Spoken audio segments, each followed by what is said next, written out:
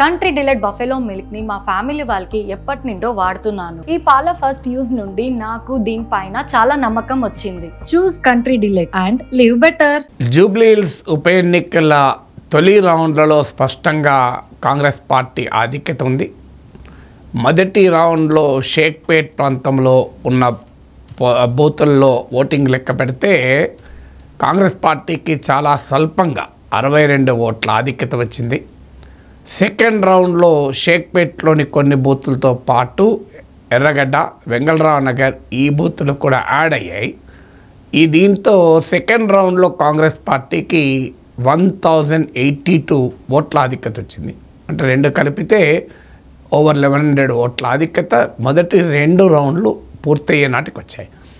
అయితే ఇప్పటికీ కూడా ఈ సెకండ్ రౌండ్ అధికారికంగా ప్రకటించాలి. ఎందుకంటే ప్రాసెస్ ఎలా ఉంటుంది అంటే ఓట్లు లెక్కిస్తూ ఉంటారు. లోపల ఉన్న పోలింగ్ ఏజెంట్లు, కౌంటింగ్ ఏజెంట్లు తమ పార్టీ వారికి, బయట ఉన్న వారికి ఇన్ఫర్మేషన్ ఇస్తూ ఉంటారు.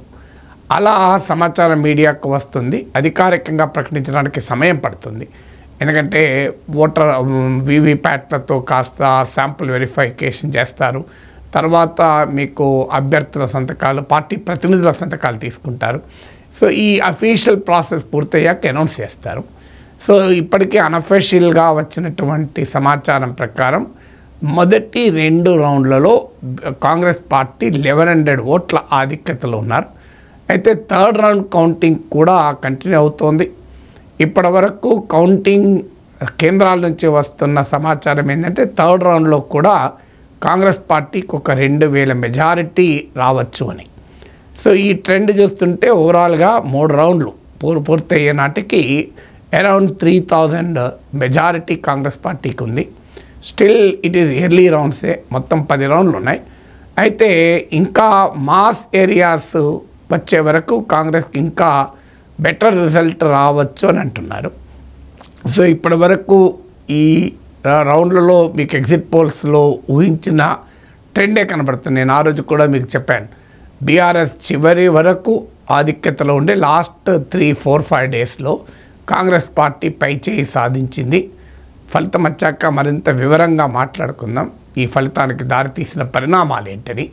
ఆ ట్రెండ్ క్లియర్గా కనబడుతోంది. మొదటి 3 రౌండ్స్లో బీఆర్ఎస్ కాంగ్రెస్ల మధ్య పోటాపోటీగా జరిగింది.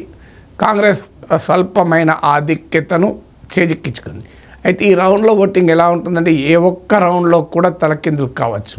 ఒక భారీగా 10,000 మెజార్టీ ఒక రౌండ్లో తెచ్చుకున్నారనుకోండి, తలకిందులు అవుతాయి. ఇప్పుడు నేను సెకండ్ టైం ఎమ్మెల్సీగా పోటీ చేసినప్పుడు నాకు బీజేపీ రామచంద్రరావు మధ్య పోటీ ఉండే.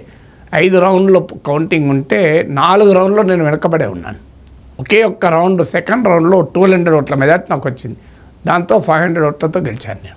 సో అందువల్ల కౌంటింగ్ అనేది అంటే ఇర్రివర్సిబుల్ లీడ్ వస్తే తప్ప మనము ఫలితాన్ని ప్రిడిక్ట్ చేయలేం, ట్రెండ్ను మాత్రమే ప్రిడిక్ట్ చేయగలం. ఇప్పటికైతే కాంగ్రెస్ పార్టీ స్వల్పంగా ముందుంది, బీఆర్ఎస్ గట్టి పోటీ ఇస్తోంది. మీకు భారతీయ జనతా పార్టీ ఊసేలేదు. ఎక్కడా కూడా మనం ఊహించినట్లే నేను డే 1 చెప్తున్నాను, ఎన్నికలో ఎవరు గెలుస్తారనేది ఇప్పుడే చెప్పలేం. కానీ అడ్రస్ బీజేపీ మాత్రం అడ్రస్లో ఉండదు అని డే 1 చెప్తున్నాను. ఇప్పుడు అదే కనబడుతోంది. ఇప్పటి వరకు బీజేపీ ఊసేలేదు.